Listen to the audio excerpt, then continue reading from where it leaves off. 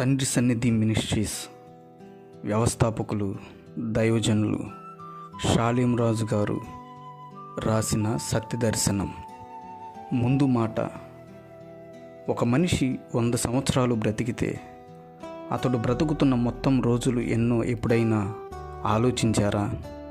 సంవత్సరానికి 365 రోజులు చొప్పున 100 × 365 = 36,500 రోజులు. అంటే 100 సంవత్సరాలు ఒకడు బ్రతికితే అతడు బ్రతుకుతున్న రోజులు 36,500 రోజులు అన్నమాట. అయితే ఇప్పటి కాలాన్ని బట్టి 100 సంవత్సరాలు ఎవరు బ్రతుకుతున్నారు? అన్నీ బాగుండి 60 ఏళ్ళు బ్రతికితే చాలు. ఆ తర్వాత బ్రతికిన వాళ్ళు తిట్టి వీళ్ళు కొట్టి ఏ పని చేసుకోలేక నానాయాతన పడాలి. కాబట్టి 60 ఏళ్ళు చాలు అనుకుందాం. ఈ 60 సంవత్సరాలకు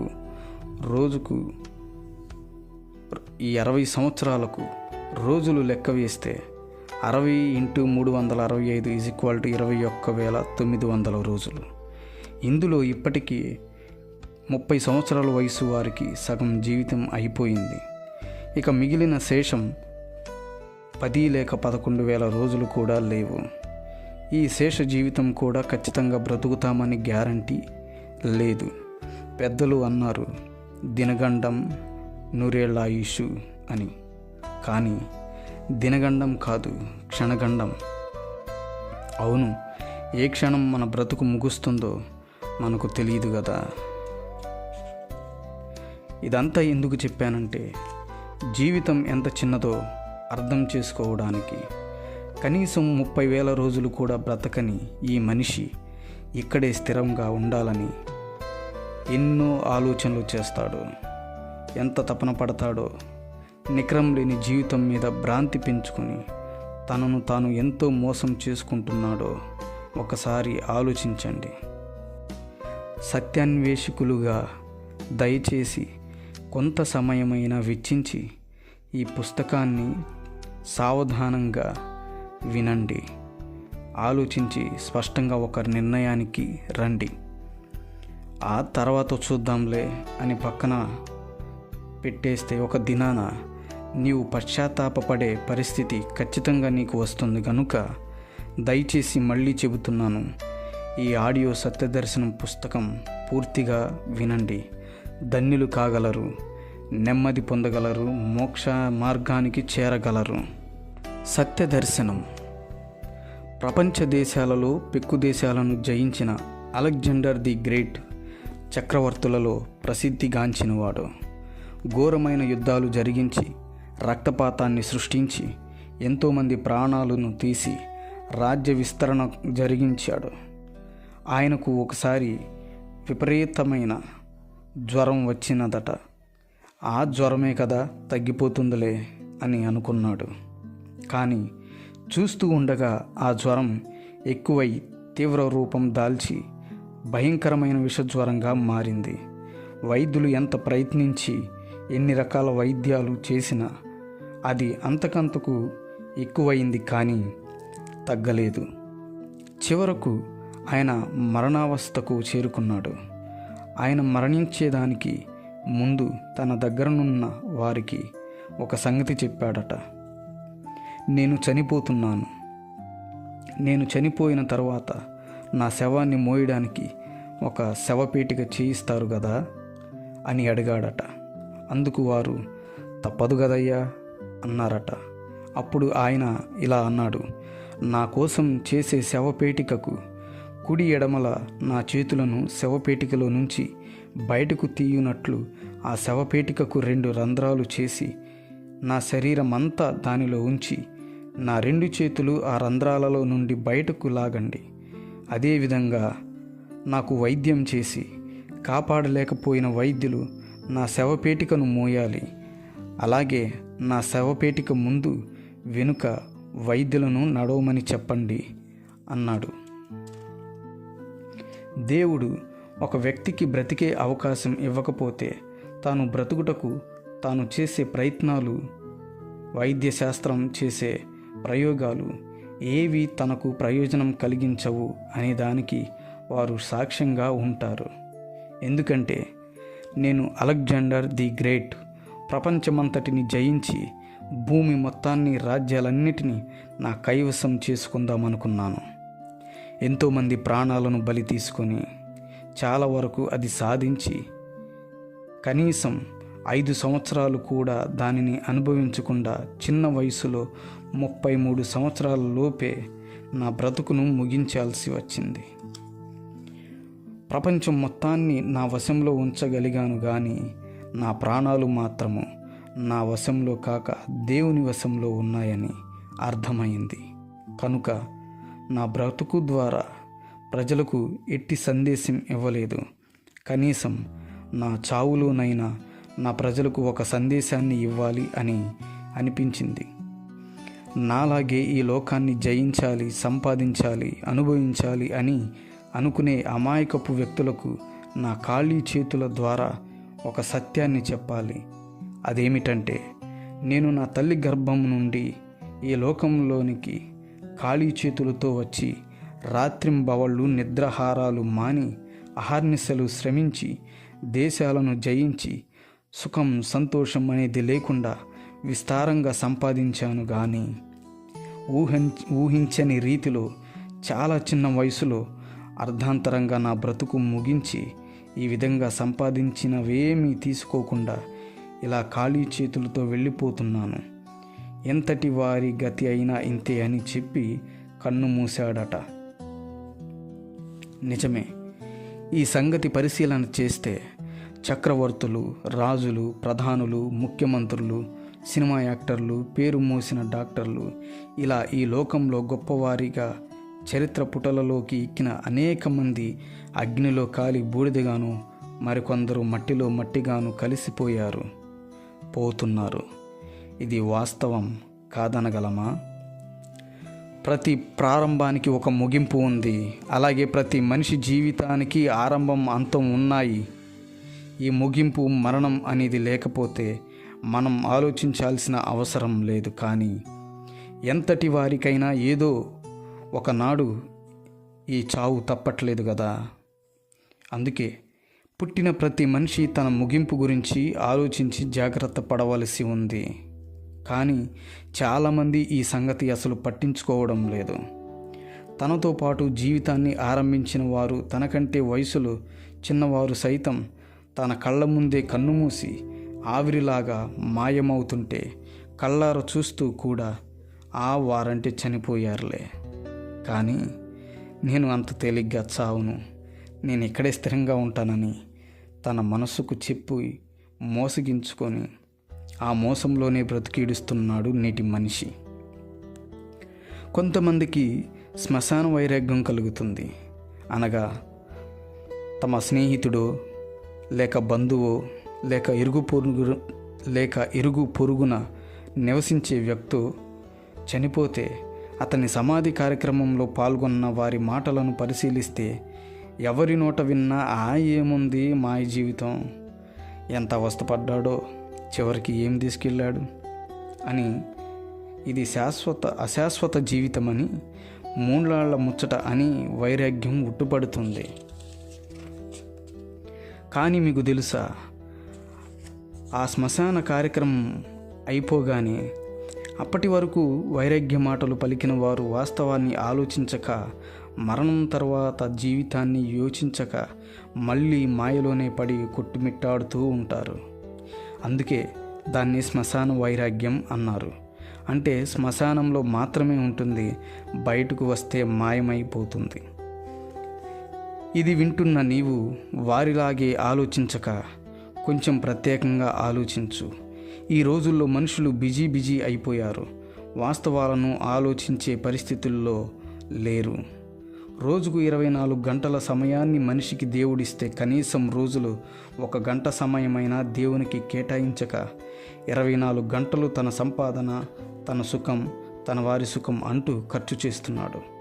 చివరికి కిడ్నీలు చెడిపోయో, లేక గుండె జబ్బొచ్చో, లేక ఏ లివర్ జబ్బో, ఇక తగ్గని జబ్బు, మందులు లేని జబ్బు వచ్చి చావు దగ్గర పడుతుంటే ఆ దిక్కులేని స్థితిలో భక్తి కట్టలు తెంచుకుంటుంది. మరికొందరైతే ఆ స్థితి వచ్చినా ఆలోచించని మూర్ఖ శిఖామణులు, ప్రబుద్ధులు కూడా ఉన్నారు.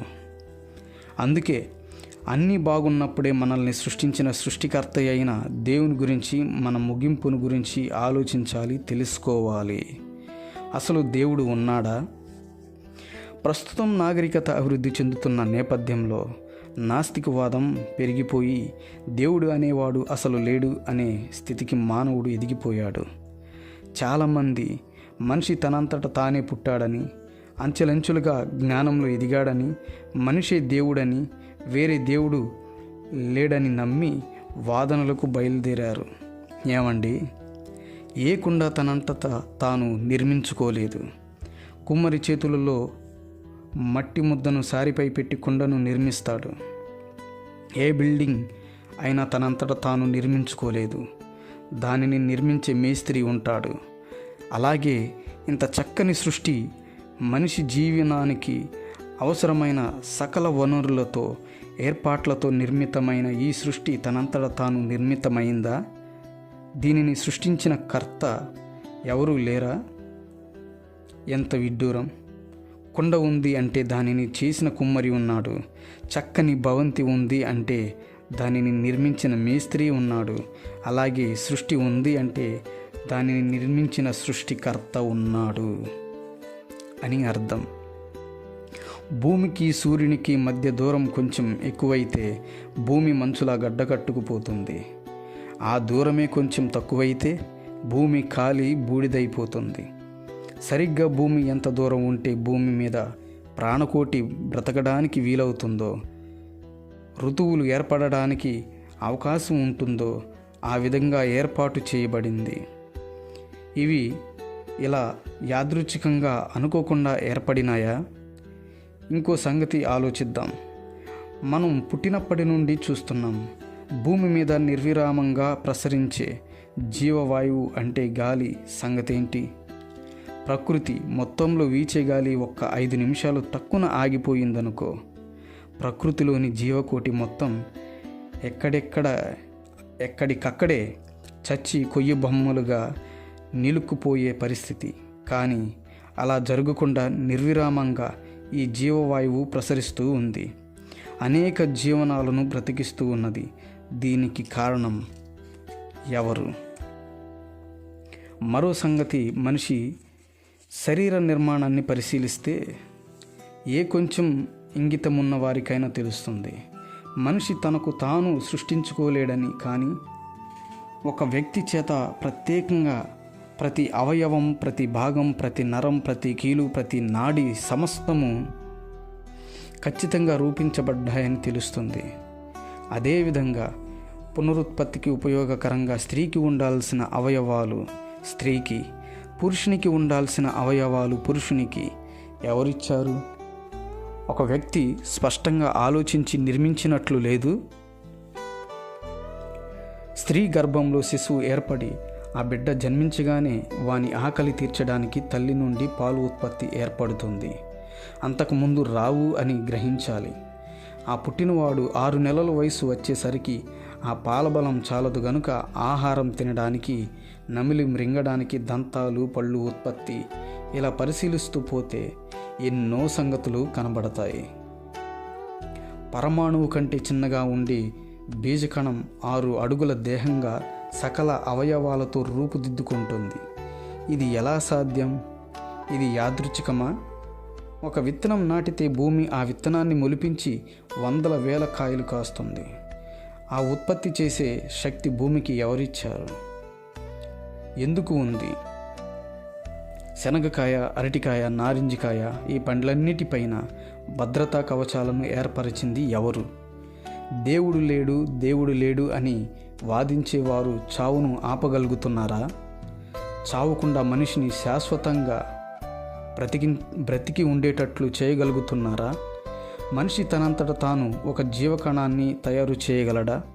ఇలా అడుగుతూ పోతే కొన్ని వేల ప్రశ్నలు దేవుడు లేడు అనే వ్యక్తిని ప్రశ్నించాల్సి వస్తుంది. వాటికి జవాబులు ఉండవు. కానీ దేవుడు లేడు అని ఆనందపడుతున్నారు కొందరు. అసలు ఇదంతా ఎందుకు? దేవుడు ఉన్నాడని నమ్మడం మంచిదా, లేక లేడని నమ్మడం మంచిదా? మనలో ఎంతటి వాడికైనా చావు తథ్యం. కాబట్టి మనం మరణించిన తరువాతి స్థితి ఆలోచిద్దాం. ఈ లోకంలో మనం ఉన్నంత వరకు దేవుడు ఉన్నాడని నమ్మాము, జాగ్రత్త పడ్డాం. తరువాత ఒకరోజు మరణించామనుకోండి, మనం మరణించిన తర్వాత అప్పటి వరకు మనం ఉన్నాడనుకున్న దేవుడు లేడు. అందువలన మనకు ఏమైనా నష్టమా?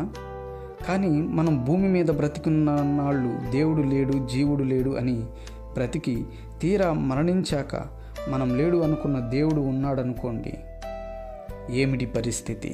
కాబట్టి జ్ఞానం పేరుతో దేవుడు లేడని పిచ్చి తర్కాలకు పోక, దేవుడు ఉన్నాడని పసిబిడ్డలాగా స్వచ్ఛంగా నమ్మడం ఎంతైనా మంచిది.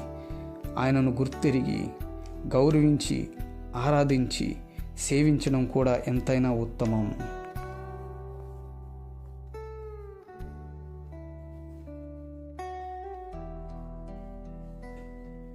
అయితే దేవుడు ఉన్నాడా, మాకు చూపించు, చూస్తాము అని నాస్తిక సోదరులు అంటారు. సోదరా, తప్పక చూస్తావు. దానికి ఒక సమయం ఉంది. నీవేమీ మృత్యుంజయుడవు కావు. కానీ నీవు ఈ లోకాన్ని వదిలే గడియ ఒకటి ఉంది. ఆ దినాన నీవు తప్పక ఆయనను కన్నులారా చూస్తావు. ఆ దినాన ఆయన లేడు అని ప్రజలను నమ్మించడానికి నీ మేధాశక్తినంతా ధారపోసి నీవు చేసిన ప్రచారాలు, ఉపదేశాలు, రచనలు అన్నీ గుర్తు చేసుకొని గడగడ వణికే రోజు వస్తుంది. కనుక ముందుగానే జాగ్రత్త పడమని హెచ్చరిస్తున్నాను. మనిషి మరణం తర్వాత ఏం జరుగుతుంది? మరణం తర్వాత పరిస్థితి గురించి మత గ్రంథాలు రకరకాల వివరణలు ఇచ్చాయి. వాటిని పరిశీలించి ఒక మంచి అభిప్రాయానికి మనం రావాల్సి ఉంది. మనిషి శరీరం చనిపోయిన తరువాత ఆత్మ బ్రతికే ఉంటుంది అని దాదాపు అన్ని మత గ్రంథాలు సాక్ష్యం ఇచ్చాయి. అయితే ఈ ఆత్మ ఏమవుతుంది అనే దాని విషయంలో ఒక్కొక్కటి ఒక్కో వివరణ ఇచ్చాయి. ఇక్కడే మనం కొంచెం పరిశీలించాలి. మన హైందవ గ్రంథాలలో మనిషి చనిపోయిన తరువాత ఆత్మ మళ్ళీ మరో శరీరంలో ప్రవేశించి మరో జీవిగా జన్మిస్తుంది అని ఒక వాదన. దీనితో పాటు మనిషి చనిపోగానే ఆత్మ దేవుని వద్దకు వెళ్ళి తీర్పు ఎదుర్కొంటుంది.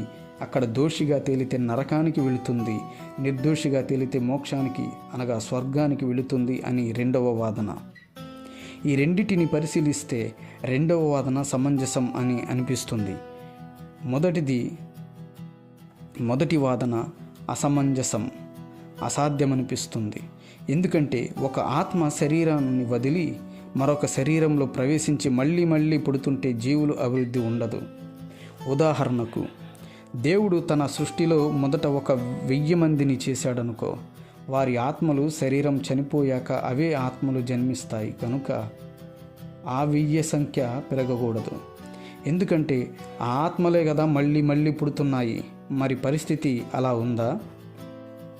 ప్రారంభంలో కొద్దిమందిగా ఉన్న ప్రపంచ జనాభా రాను విపరీతంగా పెరగడం చూస్తున్నాం. ఆ ప్రారంభంలోని ఆత్మలే మళ్ళీ పుడితే సంఖ్య పెరగడం అసలు అసాధ్యం కదూ. పైగా అలా మళ్ళీ పుట్టించడం వలన దేవునికి వనగూరే ప్రయోజనం కూడా ఏమీ లేదు. ఇక రెండవ వాదన విషయానికి వస్తే, దీనితో దాదాపు ఇతర మత గ్రంథాలన్నీ మన గ్రంథంతో ఏకీభవించాయి. అదేమిటంటే, మనిషి మరణించిన తరువాత ఆత్మ తీర్పుకు గురవుతుంది, అంతేగాని మళ్ళీ జన్మించడం లేదు. ఆ తీర్పులో తాను చేసిన పాప పుణ్య కర్మల ఫలితాన్ని తరువాత జీవమంతా అనుభవిస్తుంది. ఇలా చేయడం వలన దేవుని కార్యానికి ఒక అర్థం కూడా ఉంటుంది. ఎందుకంటే ఈ తీర్పు వలన పాపాత్ములు శిక్ష అనుభవించడం, నీతిమంతులు యుగాలు నిత్య ఆనందంలోకి ప్రవేశించడం జరిగిపోతాయి. ఇలాగే జరుగుతుందని ఎందుకు అనుకోవాలి? నీవేమైనా చూసి వచ్చావా అని కొంతమంది నన్ను ప్రశ్నిస్తారని నాకు తెలుసు. అయితే ఈ సంగతి కూడా కొంచెం జాగ్రత్తగా ఆలోచించాలి. మరణం తర్వాత దేవుని తీర్పు, నరక శిక్ష ఉందని నమ్మడం మంచిదా, లేదు అని నమ్మడం మంచిదా? ఆలోచించండి. పెద్దలు చెప్పారు, కీడించి మేలించు అని. అంటే మొదట నెగిటివ్గా ఆలోచించాలి, తర్వాత పాజిటివ్గా ఆలోచించాలి. మనం దేవుని తీర్పు, నరక శిక్ష ఉన్నవని నమ్మి జాగ్రత్తలు తీసుకున్నాం. తీరా మనం చనిపోయాక చూస్తే అవి లేవు. దానివలన మనకు ఏమైనా నష్టం కలుగుతుందా? కలుగదే. కానీ మనం ఇవన్నీ మూఢనమ్మకాలు అని కొట్టి పారేసి మన ఇష్టం వచ్చినట్లుగా బ్రతికి చనిపోయిన తరువాత మనం లేవు అనుకున్న దేవుని తీర్పు, నరకం ఉంటే అప్పుడు మన గతి ఏమిటి? విఘ్నులు ఒకసారి ఆలోచించండి. ఇక ఆ సమయంలో మనకు దిద్దుకునే అవకాశం ఉంటుందా? ఉండదు. అందుకే దీపం ఉన్నప్పుడే ఇల్లు చక్కబెట్టుకోవాలి అన్న చందంగా నేడు అను సమయం ఉండగానే మనం వాటి గురించి ఆలోచించి జాగ్రత్త పడటమే జ్ఞానం అనిపించుకుంటుంది. కానీ అవి వట్టివేనని త్రోసివేయడం మూఢత్వము, మూర్ఖత్వమే అవుతుంది. ఒక ఆత్మను దేవుడు నరకానికి ఎందుకు పంపుతాడు? భూమి మీద జీవించిన కాలంలో మనిషి చేసిన పాపకర్మలను బట్టి మానవుని ఆత్మను దేవుడు నరకానికి పంపుతాడు. ఇంతకీ అసలు పాపం అంటే ఏమిటి? దేవుడు ఏది చేయవద్దు అని చెప్పాడో అది చేయడమే పాపం. ఏది చేయమని చెప్పాడో అది చేయకపోవడమే పాపం. ఇప్పుడు మనం మనుషుల జీవితాలు చూస్తే 100 మందిలో ఒక్కడు కూడా దేవుని గౌరవించడం లేదు. పూర్తిగా ప్రతి దినం ఏదో ఒక సందర్భంలో మాట ద్వారానో, క్రియ ద్వారానో, తలంపు ద్వారానో, నడతలోనూ, పడకలోనూ ఏదో ఒక విధంగా దేవునికి వ్యతిరేకమైన పనులు చేస్తూనే ఉన్నాడు. ఏ పాపం చేయని ఒక్క వ్యక్తి కూడా, ఒక్కడు కూడా ఈ భూమి మీద లేడు.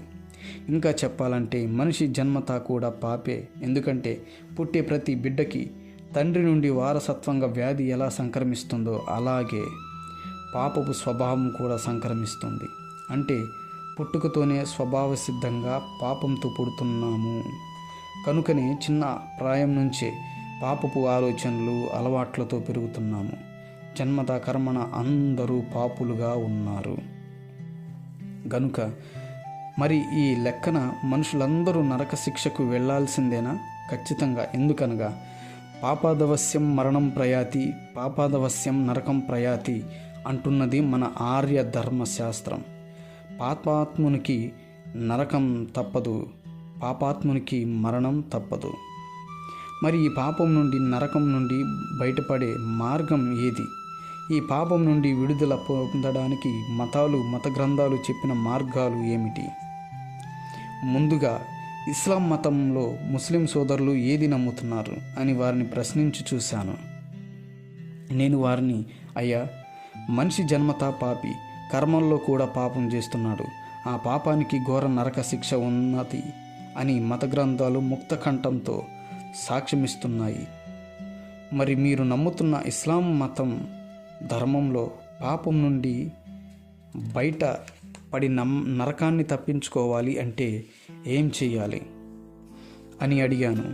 అందుకు వారేది నమ్ముతున్నారో అది చెప్పారు. అది ఏమిటంటే, మా మతంలో పాపాలన్నిటిలో అసలు పాపం, ముఖ్యమైన పాపంగా పరిగణించబడే పాపం అల్లాహు తప్ప ఇతర దేవతలకు మొక్కడం, వారిని అల్లాహుతో సమానులుగా చేయడం, ఇదే పెద్ద పాపం. ఇదిగాక మిగిలిన పాపాలు ఏవైనా అవి పాపాలుగా ఎంచబడవు అని ఒకరు అన్నారు. ఇంకా మరొక ఆయన ఈ విధంగా అన్నారు, ఒక పాపం మన ద్వారా జరిగినప్పుడు ఆ పాపాన్ని బట్టి పశ్చాత్తాప పడితే పాపం పోతుంది అన్నారు. అంతేకాదు, మక్కా యాత్ర, హజ్ యాత్ర జీవితంలో ఒక్కసారైనా చేసి వస్తే జీవితంలో చేసిన పాపాలు మొత్తం పోయి మోక్షం సిద్ధిస్తుంది అని అన్నారు. ఇంకా ఏమన్నారంటే, రోజు నమాజు చేయడం, ఉపవాసాలు పాటించడం, దాన ధర్మాలు చేయడం వలన కూడా పాపాలు పోతాయి అని చెప్పారు. నా మనసాక్షితో ధర్మానుసారంగా ఆలోచిస్తే పాపం పోగొట్టుకొని మనిషి మార్పు పొంది స్వర్గానికి చేరడానికి వారు చెప్పిన సంగతులు సరిపోవని నాకు అర్థమయ్యి నేను వారిని ప్రశ్నించాను. ఎందుకంటే దేవుడు ధర్మం తప్పకూడదు, న్యాయం తప్పకూడదు. అలా ధర్మం తప్పేవాడు దేవుడు కాజాలడు. కాబట్టి వారు చెప్పినట్లు పాపం చేసి పశ్చాత్తాపం పడితే ఆ వ్యక్తిని దేవుడు విడిచిపెడతాడు అనేది నిజమైతే మనిషి పాపం చేయడం మానేస్తాడా? ఇంకా చేస్తూనే ఉంటాడా? చేస్తూనే ఉంటాడు. ఎందుకంటే పశ్చాత్తాపపడితే పాపం పోతుంది కదా. అందుకనే మరలా నేను ఈ విధంగా అడిగాను, అయ్యా, నేను ఒక వ్యక్తిని హత్య చేశాను, అతని కుటుంబం నాశనం అయింది.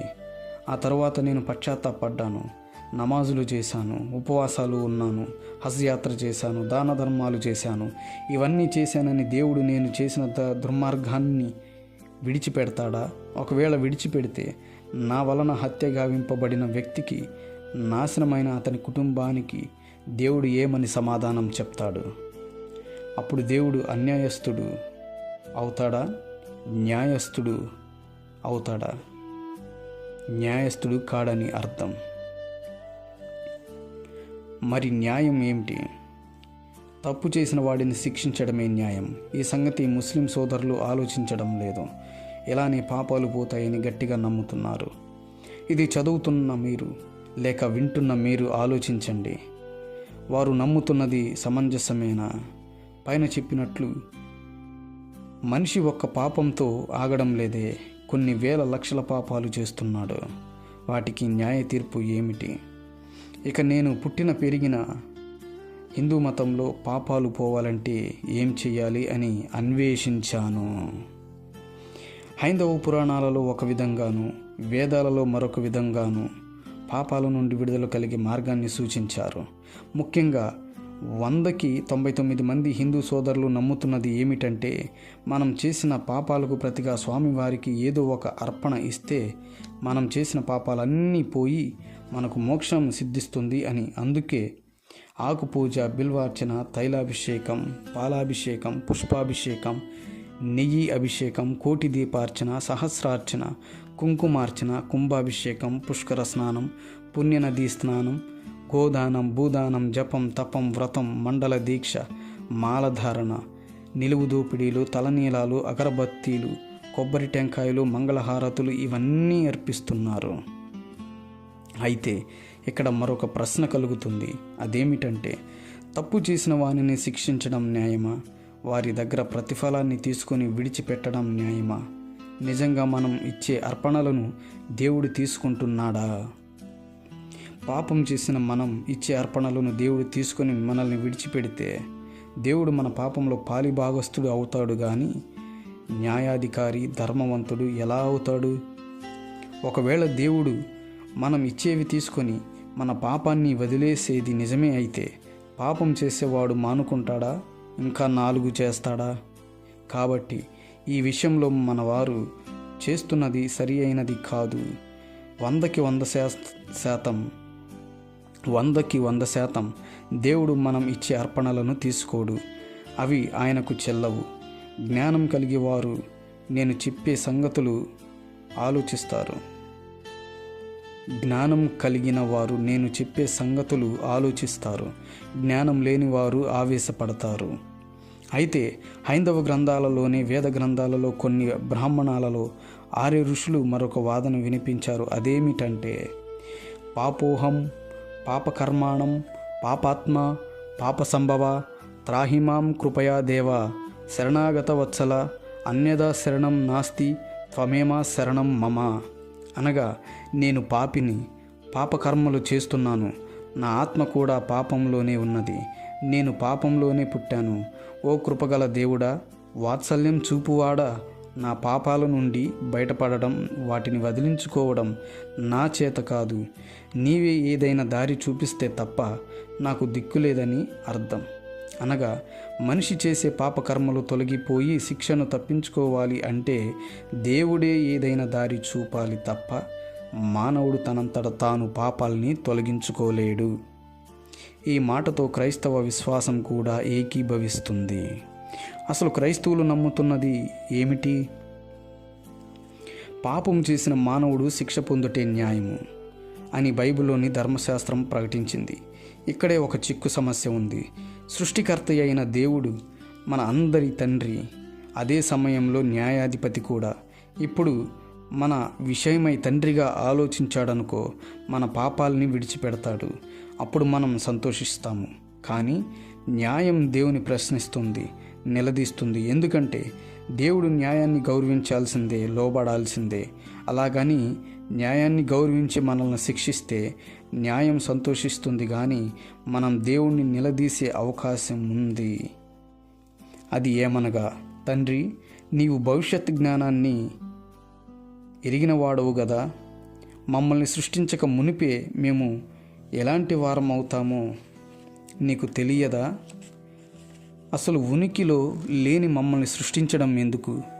మేమే నీకు వ్యతిరేకంగా పాపం చేయడం ఎందుకు? నీవు మమ్మల్ని నరకానికి పంపడం ఎందుకు? అసలు మమ్మల్ని సృష్టించకుండా ఉంటే బాగుండేది కదా.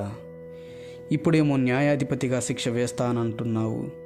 మరి తండ్రిగా ఆ శిక్షను మాకు తప్పించడానికి మా కొరకు ఏం చేశావు అని మనం ఆయనను నిలదీసే అవకాశం ఉంది.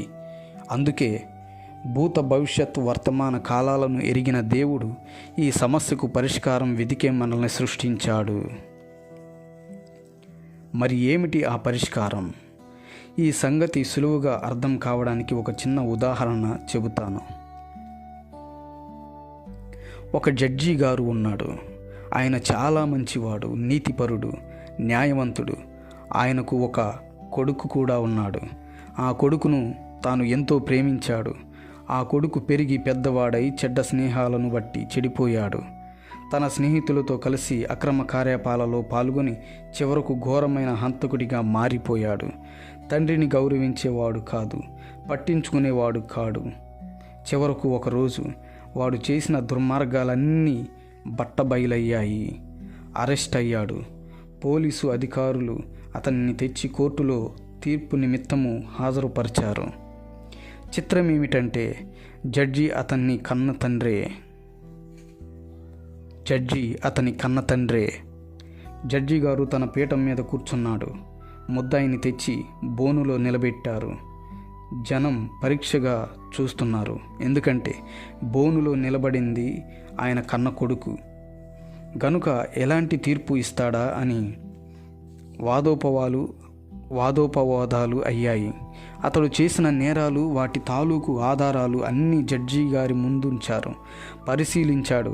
ఈ నేరాలన్నీ నీవు చేసినట్లు అంగీకరిస్తున్నావా అని ప్రశ్నించాడు జడ్జి గారు. అవునన్నట్లు తల ఊపి తలదించుకున్నాడు ముద్దాయి. జడ్జి గారు తీర్పు ప్రకటించారు. ముద్దాయి చేసిన నేరాలన్నీ ధృవీకరించబడినాయి. ముద్దాయి ఈ నేరాలన్నీ తానే చేశానని అంగీకరించినందున ఇతనికి ఐపీసీ 302 ప్రకారం ఉరిశిక్షను విధిస్తున్నాను. అక్కడ ఉన్న వారంతా ఆశ్చర్యంతో చప్పట్లు కొట్టారు. ఎందుకంటే తమ్ముడు తనవాడైన ధర్మం చెప్పాలి, ధర్మం తప్పకూడదు అని జడ్జి గారు రుజువు చేశారు. మరుసటి నెల 5వ తేదీ తెల్లవారు జామున 6 గంటలకు ఉరిశిక్షను అమలుపరచాలని ప్రకటించాడు. ముద్దాయిని అధికారులు తీసుకువెళ్ళి చెరసాలలో వేశారు. తాను కూర్చున్న న్యాయస్థానానికి జడ్జి గారు న్యాయం చేశారు. తీర్పు అయిపోయింది. ఇప్పుడు ఆ పీఠం దిగి క్రిందికి వచ్చాడు. ఇప్పుడు ఆయన ఎవరు? కన్న తండ్రి. చెరసాలలో ఉన్న కొడుకు దగ్గరకు వెళ్ళాడు. చెరసాలలో నేల మీద కూర్చుని తలదించుకుని దిగులుగా కూర్చుని ఆలోచిస్తున్న కొడుకును పలకరించాడు. ఉరిశిక్షను విధించానని బాధగా ఉందా అని అడిగాడు తండ్రి. ఉరిశిక్ష పడిందని బాధ లేదు కానీ న్యాయాన్ని, ధర్మాన్ని ప్రేమించే నీ కడుపున ఎందుకు పుట్టానా అని బాధపడుతున్నాను. నిట్టూర్పు విడిచాడు కొడుకు. నేను ఇప్పుడు ఎందుకు వచ్చానో తెలుసా అని మళ్ళీ తండ్రి ప్రశ్న. త్వరలోనే చావబోతున్న కొడుకును చివరిగా చూసి వెళదామని వచ్చినట్లున్నారు అన్నాడు కొడుకు.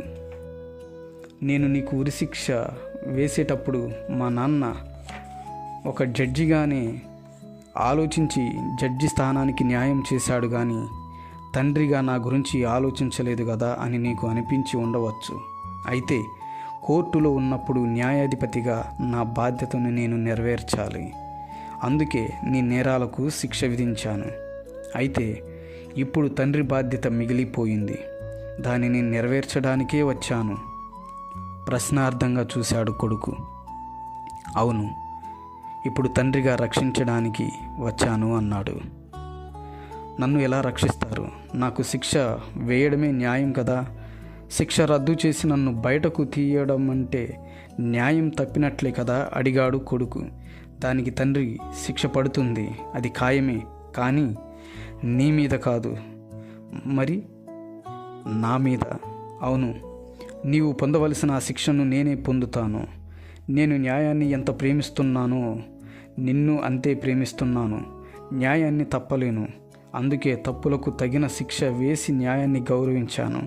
అలాగే నా కొడుకు నా కళ్ళ ముందే మరణిస్తూ శిక్ష అనుభవిస్తుంటే చూస్తూ ఊరుకోలేను. అందుకే న్యాయపీఠం నీకు ఇవ్వని అవకాశాన్ని నీ తండ్రిగా నీ శిక్షను నేను మోసి నీకు విడుదల కలిగిస్తాను. ఇక జాగ్రత్తగా బ్రతుకు అని కొడుకును ఒప్పించుకొని అధికారుల వద్దకు వెళ్ళి అందరినీ సమకూర్చి, న్యాయ వ్యవస్థలో ఇంతవరకు ఎవరూ చేయని ఒక పనిని నేను చేయబోతున్నాను. అదేమిటంటే, నా కొడుకు చెల్లించాల్సిన ప్రాణం అనే వెల వాడికి బదులు నేను నా ప్రాణాన్ని చెల్లించదలిచాను.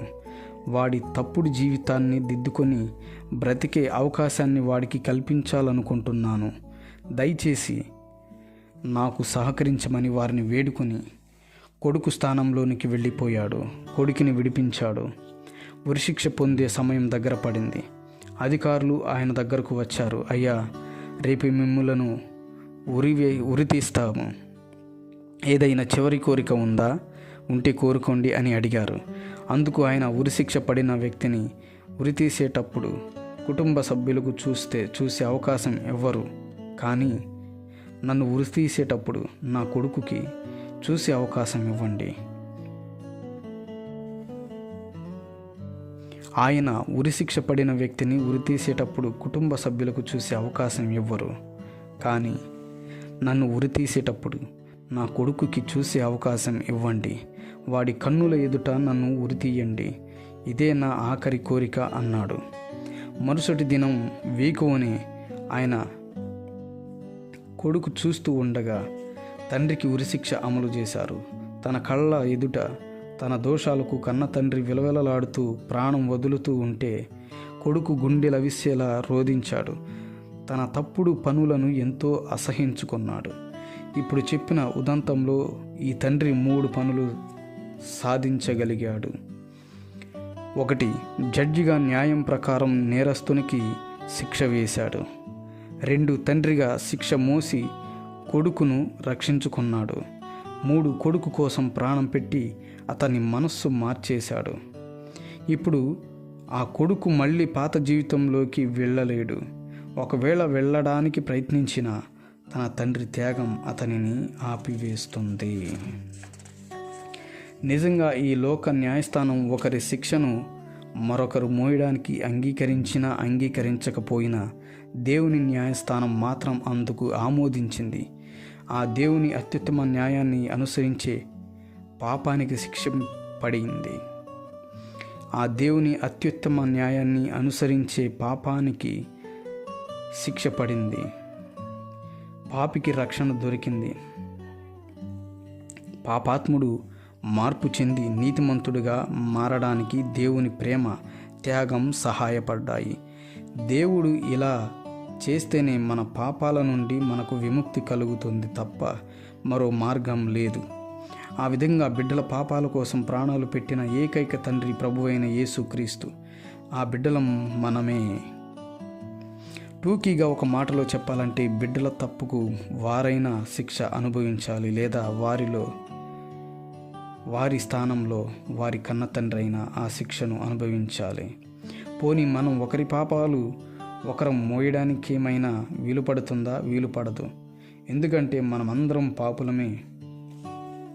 ఏ ఒక్కరూ ఖాళీగా లేరు. అందరూ పాప భారంతో నిండిపోయారు. అందుకే అందరి భారాన్ని మోయడానికి ఏ పాపం లేని పరిశుద్ధుడు ఆ పరమాత్ముడు తానే రావాల్సి వచ్చింది. అలా అందరి కోసం వచ్చిన ఆ పరమాత్మ యేసు క్రీస్తు ప్రభువు. ఈ సంగతిని వేద ఋషులలో కొందరు మహానుభావులు కనుగొని కొన్ని శ్లోకాలు రాశారు. సామవేదం, తాండియం, మహాబ్రాహ్మణంలో సర్వపాప పరిహారార్థో రక్త ప్రోక్షణమవశ్యం తద్రక్తం పరమాత్మేన పుణ్యదాన బలియాగం. అంటే మానవుల పాపాల ప్రక్షాళనకు పరమాత్మ బలియాగమై రక్తం చిందించాలి అని చెబుతున్నారు. రక్తం చిందించిన పరమాత్మ ఎవరు? మనం ఆరాధించే దేవతలలో కానీ దేవుళ్ళలో కానీ మన పాప పరిహారానికి, న్యాయ రక్షణకు, బిడ్డల మార్పు కొరకు ప్రాణమిచ్చిన ప్రేమమూర్తి ఎవరైనా ఉన్నారా? ఉంటే వెళ్ళి ఆరాధించు. నీకు యేసు అక్కరలేదు. ఈ క్షణాన ఒక క్రైస్తవుడు చనిపోతే అతనికి ఒక నిరీక్షణ ఉంది. అతని ఆత్మ న్యాయపీఠము ముందు నిలిస్తే, అతనిని విచారణకు తెస్తే, అతని పక్షంగా జవాబు చెప్పడానికి యేసుక్రీస్తు అను ఉత్తరవాది ఉన్నాడు. ఆయన సాక్ష్యం చెబుతాడు. ఏమని? ఇతడు నా యందు విశ్వాసముంచి తన పాపములను నా ఎదుట ఒప్పుకొని విడిచిపెట్టినప్పుడు ఇతని పాపమంతయు దాని సంబంధ శిక్ష అంతయు నేను మోసి ఇతని ప్రాణమునకు ప్రతిగా నా ప్రాణమునిచ్చాను గనుక ఇతనిని విడిచిపెట్టండి అని. అయితే ఈ విధంగా మనకు బదులు మరణించిన దేవుడు, మన దోషములకు ప్రతిగా శిక్ష మోసిన దేవుడు, ఏ పాపము లేని పరిశుద్ధుడు మనం ఆరాధించే వారిలో ఒక్కరైనా ఉన్నారా? లేనే లేరు, ముమ్మాటికే లేరు. ఇంకా వారి జీవితాలను పరిశీలిస్తే మనం ఆరాధించేవారు కూడా మన వలె కామక్రోధ అనగా అరిషడ్ వర్గాలకు బానిసలైన వారే. వారి జీవితాలలో కూడా పొరపాట్లు ఉన్నాయి. వారు కూడా మన వంటి పాపాలు చేశారు. దయచేసి 18 పురాణాలు చదవండి. ఈ పుస్తకం, ఈ ఆడియో వింటున్న సోదరుడా, సోదరి, నీకు ఒక మనస్సాక్షి ఉంది. మతాభిమానానికి వెళ్ళకుండా, ఆత్మవంచన చేసుకోకుండా ఆలోచించు.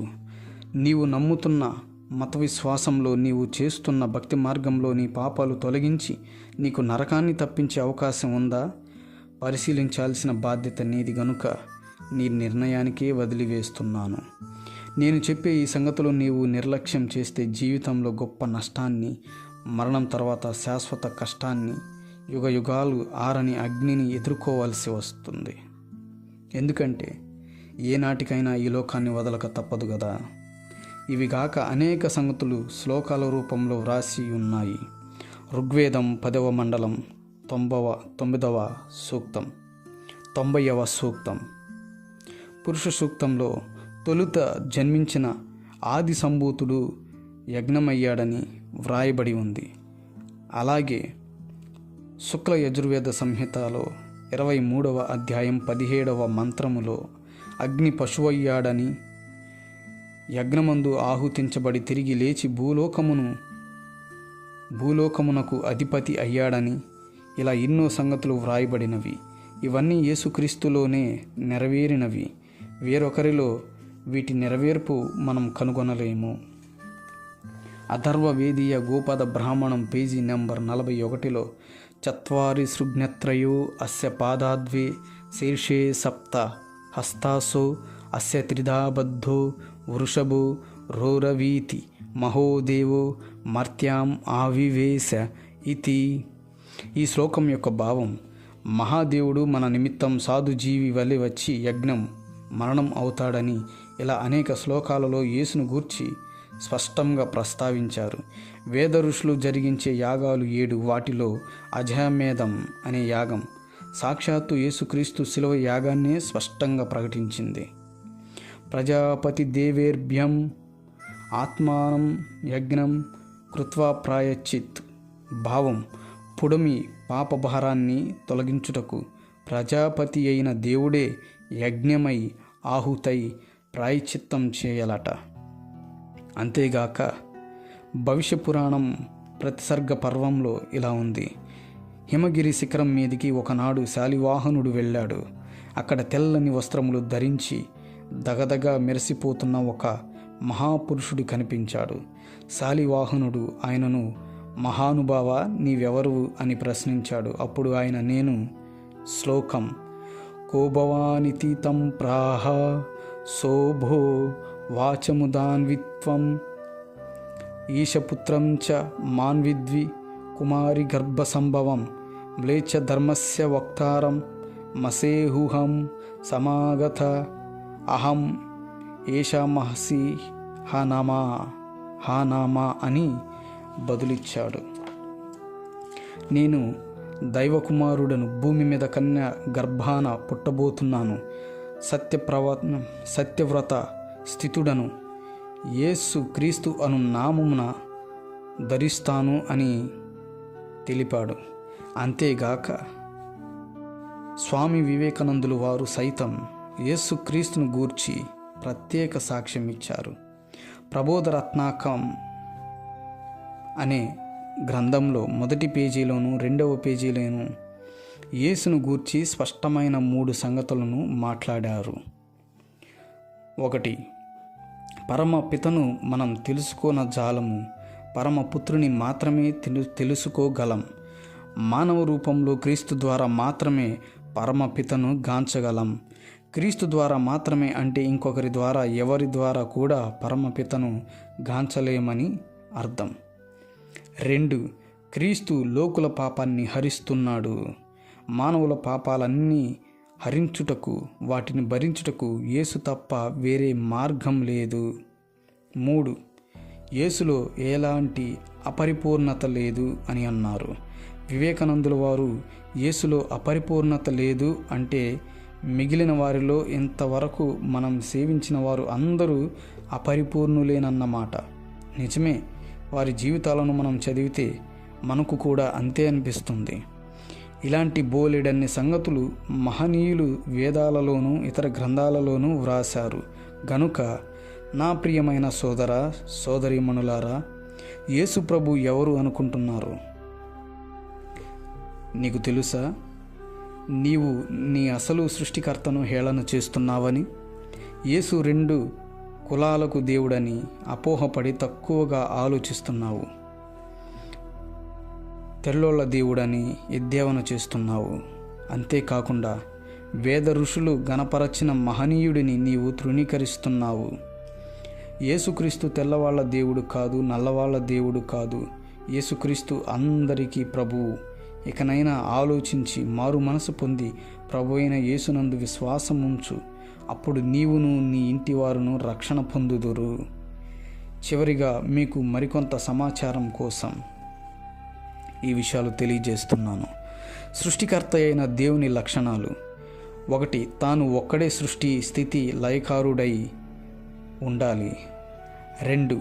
ఏ పాపము లేని పరిశుద్ధుడై ఉండాలి.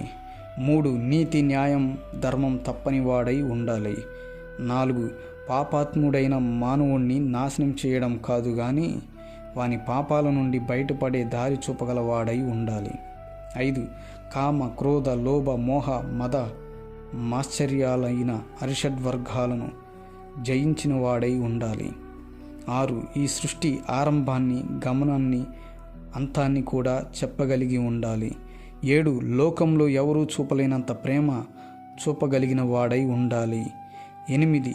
ప్రతిఫలాన్ని అపేక్షించని వాడై ఉండాలి. 9. మనుషులందరూ అనుసరించడానికి మాదిరి అయి ఉండాలి. 10. జాతి కుల ప్రాంతీయ వర్గ భేదాలు లేకుండా అందరినీ సమానంగా ప్రేమించే కన్న తండ్రి అయి ఉండాలి. 11. శిక్షించుటలో గాక క్షమించుటలో, ప్రేమించుటలో, రక్షించుటలో సంతోషించేవాడై ఉండాలి. 12. అత్యంత తగ్గింపు కలిగిన వాడై ఉండాలి. 13. మరణాన్ని జయించిన వాడై ఉండాలి. పైన చెప్పిన లక్షణాలు కలిగిన దేవుడు మీరు నమ్ముతున్న మతంలో లేక మార్గంలో ఉన్నారో లేరో పరిశీలించుకోండి. నేను అన్వేషించిన నా అన్వేషణలో ఈ కొలతలన్నీ కలిగిన వ్యక్తి ఒకే ఒక్కడు కనిపించారు. ఆయనే ప్రభు అయిన యేసు క్రీస్తు. కావాలంటే పరిశీలించి చూసుకోవచ్చు. బైబిల్ లేఖనాల ఆధారంగా: 1. నేను మొదటి వాడను కడపటి వాడను.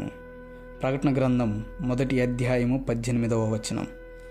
2. ఆయన పాపము చేయలేదు, ఆయన నోటను ఏ కపటమును కనబడలేదు. పేతురు రాసిన మొదటి పత్రిక 2వ అధ్యాయం 22వ వచనం. 3. ప్రభువా, నీ మార్గములు న్యాయములను సత్యములునై ఉన్నవి. ప్రకటన గ్రంథం 15వ అధ్యాయం 3వ వచనం. నీతి న్యాయములు నీ సింహాసనమునకు ఆధారములు. కీర్తన గ్రంథము 89వ అధ్యాయం 14వ వచనం. 4. మనలను ప్రేమించుచు తన రక్తము వలన మన పాపముల నుండి మనలను విడిపించినాడు. ప్రకటన గ్రంథం 1 అధ్యాయం 6వ వచనం. 5. భూత వర్తమాన భవిష్యత్ కాలంలో ఉండువాడు సర్వాధికారియు దేవుడునగు ప్రభువు పరిశుద్ధుడు పరిశుద్ధుడు పరిశుద్ధుడని మానక రాత్రింబగుళ్ళు చెప్పుచూనుండును. ప్రకటన 4వ అధ్యాయము 8వ వచనం. 6. వర్తమాన భూత భవిష్యత్ కాలములలో ఉండువాడును నేనే. ప్రకటన గ్రంథం 1వ అధ్యాయం 8వ వచనం. జ్ఞానమునకు మించిన క్రీస్తు ప్రేమను తెలుసుకొనుటకును తగిన శక్తి గలవారు కావాలననియు ప్రార్థించుచున్నాను. ఎఫెసీ 3:19 వచనం. 8. ఆయన అందరికీ జీవమును ఊపిరిని సమస్తమును దయచేయువాడు గనుక తనకు ఏదైనాను కొదువుగా ఉన్నట్లు మనుషుల చేతులతో సేవింపబడువాడు కాడు. అపోస్తుల కార్యములు 17వ అధ్యాయం 25వ వచనం. 9. మీరు తన అడుగు జాడల యందు నడుచుకున్నట్లు మీకు మాదిరి ఉంచిపోయెను. పేతురు రాసిన మొదటి పత్రిక 2వ అధ్యాయం 21వ వచనం. 10. దేవుడు పక్షపాతి కాడని నిజముగా గ్రహించి ఉన్నాను. ప్రతి జనములోనూ ఆయనకు భయపడి నీతిగా నడుచుకుని వాని ఆయన అంగీకరించును. యేసుక్రీస్తు అందరికీ ప్రభువు. అపోస్తల కార్యములు 10వ అధ్యాయం 34వ వచనం 36వ వచనం వరకు. 11. అందుకు యేసు, నేనును నీకు శిక్ష విధింపను, నీవు వెళ్ళి ఇక పాపము చేయకుమని ఆమెతో చెప్పెను. యోహాను సువార్త 8వ అధ్యాయం 1-11 వచనాలు వరకు. 12. క్రీస్తు యేసునకు కలిగిన ఈ మనస్సు మీరును కలిగియుండుడి. ఆయన ఆకారమందు మనుష్యుడిగా కనబడి మరణము పొందినంతగా, అనగా శిలువ మరణము పొందినంతగా విధేయత చూపిన వాడై తన్ను తాను తగ్గించుకొనెను.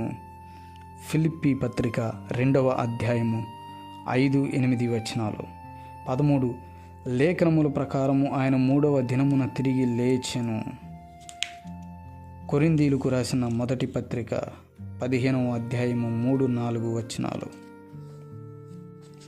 ఈ లేఖనాలన్నీ యేసే నిజమైన దేవుడని, పాప భారంతో నశించిపోతున్న మానవాళిని రక్షించడానికి వచ్చిన లోకరక్షకుడని, మన పాపముల కొరకు ప్రాణమిచ్చిన త్యాగమూర్తి అని, మరణాన్ని జయించి తిరిగి లేచిన ఏకైక వ్యక్తి అని తేటపరుస్తున్నాయి.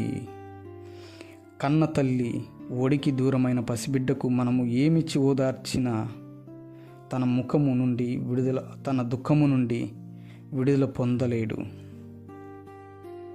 ప్రశాంతంగా ఉండలేదు. చివరకు తన కన్న తల్లి ఒడికి చేరితేనే ఆ బిడ్డ దుఃఖము నుండి విడుదల పొందుతుంది, ప్రశాంతత పొందుతుంది.